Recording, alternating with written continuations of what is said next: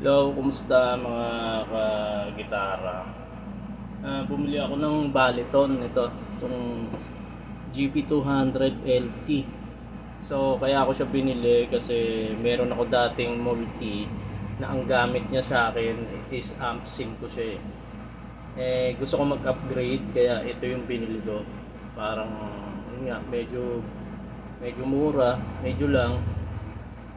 Nabili ko to ng 13.5 sa Gear Shaper. Ito yung global version. Yung madalas nating nakikita sa Shopee. Puro mga Chinese version yun eh. Hindi ako sure kung ano yung pagkakaiba nila. Pero mas pinili ko tong global para wala lang. Konti lang naman diferensya eh. So ito siya. Pakita ko lang sa inyo yung itsura niya. Kasindihan natin. Wala siyang on-off. Yon, pagka sinaksak mo yan, mabubuhay na siya kaagad. Bali 3 araw na to sa akin. Ayan, nakagawa na ako ng isang preset dun sa isang kanta namin, dun sa banda ko.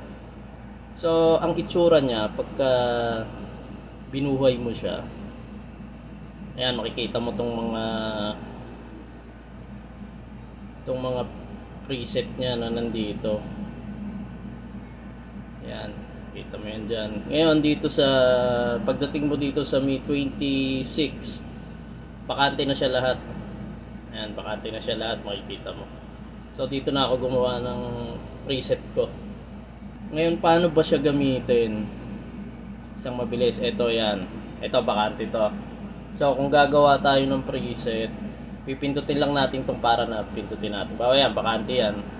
Pindutin natin itong para na. Yan. Ako nagsisimula ako sa amp eh. So pindutin natin to, double click para mabuhay siya. Tapos yan, napakaraming amp na laman niya. Kompleto yung may mga Fender, may Marshall, may Soldano. Yan, ang dami oh. May Mesa Boogie. Tapos meron din siyang acoustic. So simulan muna natin dito sa pinakauna. Itong Tweedy. So ayun na yung amp niya. Ngayon, yan pa. Kung ano yung susunod mo, susunod mo, distortion, yan. Pindutin mo lang to. Itong distortion button, yan. Ayun. Pagka umilaw na siya, ibig sabihin bukas na siya. Yan. Napakarami rin nung nanditong distortion.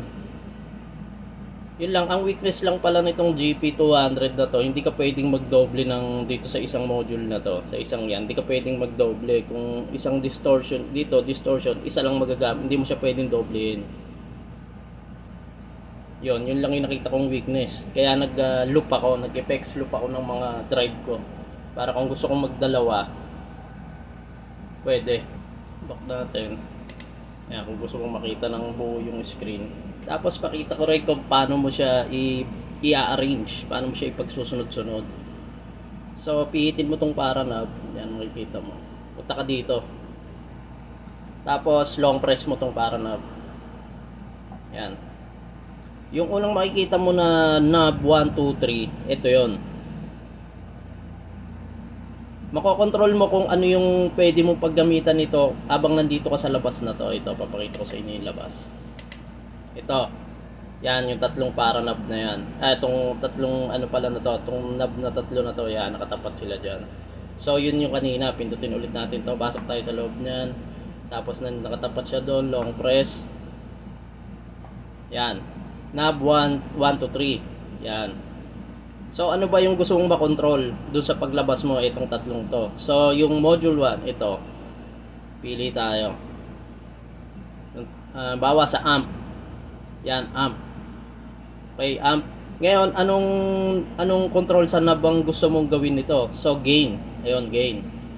Tapos sa pangalawa dito naman. Yan, yung pangalawa. So ako amp pa rin ang gusto ko. Sa amp, yan, amp.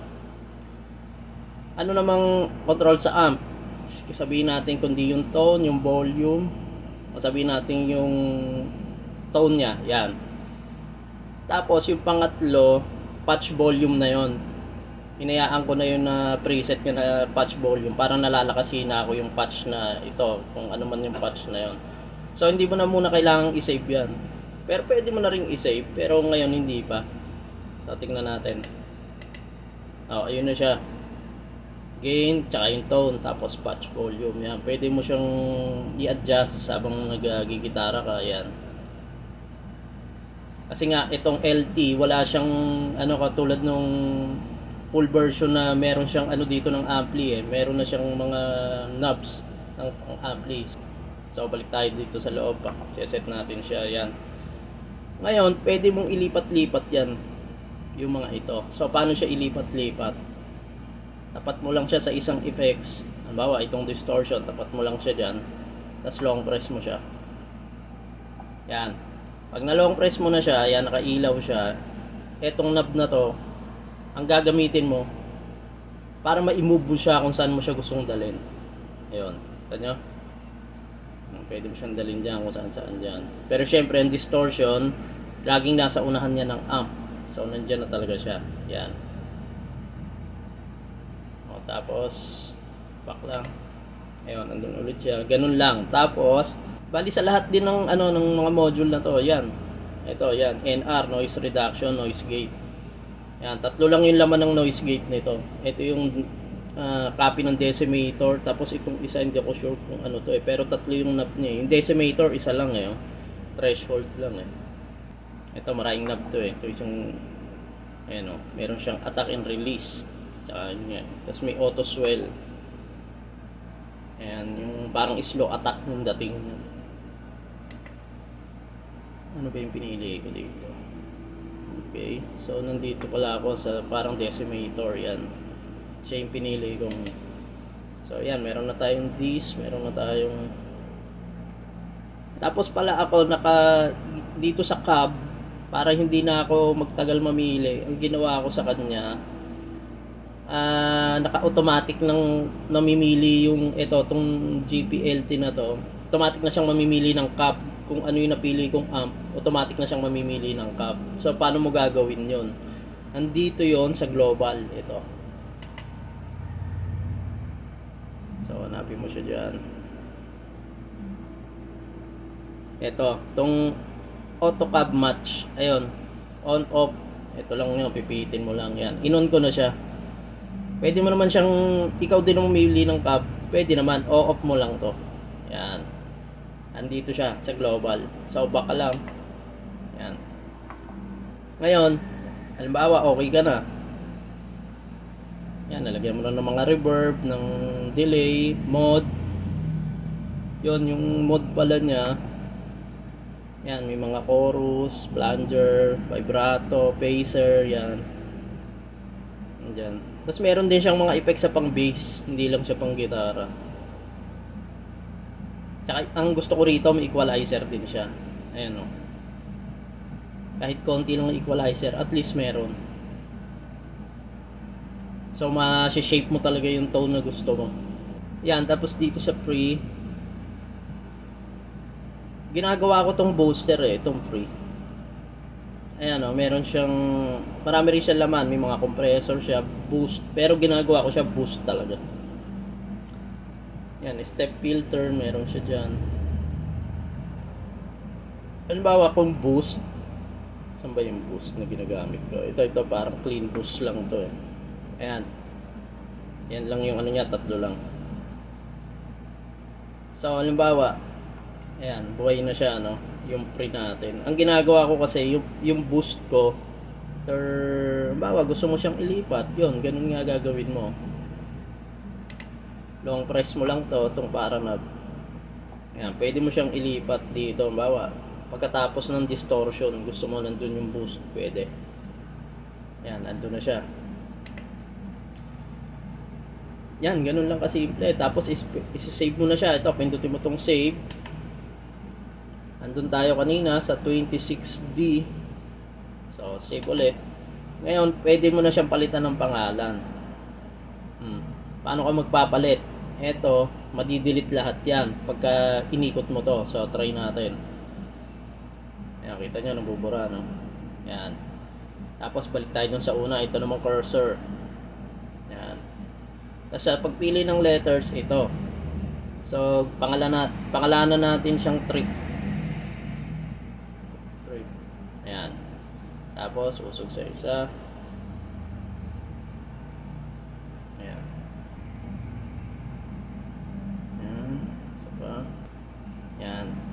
trip.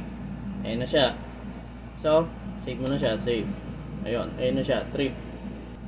Tapos, halimbawa nagpe-play ka. So, paano mo siya i-assign dito sa mga to? Buhayin na rin natin yung delay para may mga sample tayo. Yan. Mag-analog delay na lang muna tayo. Yan. Sample lang naman to eh. So, back natin. So, paano mo siya maa-assign dito sa mga to? Halimbawa, gusto mong patayin yung distortion. Halimbawa, gusto mo, nandito yung distortion mo. Punta ka dito sa balik ka ulit dito. Ito sa taas na to, yan. By using this, yan. O, makakapunta ka dyan, makakikot-ikot ka rito sa loob nito. Ayan, nandun na tayo. So, long press ulit. Yan, lalabas ngayon to. Punta ka dito sa control settings. Yan, yung sa pangatlo. O, press mo ulit to. Yan. So, yung control 1, 2, 3, 4, ito sila. 1, 2, 3, 4. So, yung distortion, gusto mo nandito. So, control 1 ka. So, punta ka dun. Ayan, nasa control 1 na pala tayo. Ayan. So, piliin natin yung distortion. Ayan. Ito, gamitin mo lang to. Ayan, pindutin mo yung distortion. So, yan. On. Nakalagay dun. Or off. Ay, hindi. Patay muna natin siya. Yan. Nakapatay siya ngayon. Tapos gusto mo, pag tinapakan mo to mabubuhay siya. So, nakalagay doon on. O, testingin natin. Tingnan nyo, mabubuhay yan. O, yun. Ito mo, umilaw. Pati yun, umilaw. So, ganun lang. O, tapos, yung delay. Gusto mong pataysin din yung delay mo, nandito siya. Gusto mo, dito siya. So, punta ka dito sa control 2. Ito lang gagamitin mo. O, control 2. Tapos, asan yung delay? Patayin muna natin yung delay kasi bubuhayin natin yan. Gamitin mo tong para na punta ka dun sa delay. Yan, delay. So, gusto mo nandito siya, control 2. Tapos, gusto mo pag tinapakan mo siya, mag-on siya. So, turn mo yan. Yan, on. O, tignan natin. Ayun. Ano na siya. So, ganun din yon dito sa control 3, control 4. Yan, ganun. Naipaliwanag na rin ng ibang nagbablog to. Gusto mo sabay sila. Dito sa control 3, gusto mo sabay na mabubuhay yung yung boost mo. O kaya pagsabayin mo, kahit anong gusto mong magsabay. Yung bawa, o boost. Piliin natin dito para sa control 3. Ito. Ayan, boost. Check natin yan. O, check natin yung boost. Tapos mabubuhay din yung ano pa ba? Sabihin natin yung delay din. Check ko lang yan. So yan, nakalagay doon on. Gusto mo silang mabuhay pag tinapakan mo to, sabay sila. Ayun. Kahit ano dyan, pwede nyo pagsabi-sabi mabuhay, mamatay. Depende na sa inyo kung ano gusto nyo. Yun, tapos okay na yan. Baka lang. O yun, naset mo na yun. Naset mo na lahat yun. So, tignan natin. Ito yung sa distortion. Ayun. Ito yung sa delay. Ayun. Ito yung distortion and hindi, pre tsaka boost and delay pala itong ginawa natin. O, yun. O, yun muna. Susunod pakikita ko yung kung paano ako nag-loop gamit itong 3 days pa lang sa akin to, kaya hindi ko pa rin siya ganong kabisado. Pero madali naman siyang gamitin. Ayun. Sige. Ayun pala, save mo muna bago ka umalis kasi mawawala yan lahat pinagagawa natin kung hindi mo i-save bago ka lumabas. Pagka lumipat ka sa ibang patch. So ito, save. Ayun, pinangalanan nating trip. O, save. Yun, nandun na siya. Yun, tsaka ito palang itsura niya, itong layout, nandito siya sa global kasi pag stock to, nandito sa display. Ayan. Ayan, display. Signal chain yung nilagay ko eh. Pero originally, natin. Yan, ganito yung itsura talaga niya. Eh, ang gusto ko kasi, kita ko yung mga effects. Hindi ko pa kasi naiintindihan gaano tong mga yung mga yan. So, taas sa display, nandun sa global yung display. Yan, display, pindutin mo lang. Ayan, lalabas na rin pala kagad yung brightness niya, display time, language. Tapos pindutin mo to para magkakaroon sa kung ano ba yung naka-display. So, kung gusto kong display sa kanya, signal chain. Yun, pack mo lang. Yun. Una. Susunod, papakita ko sa inyo kung paano yung magano. Sige, yun muna, bye.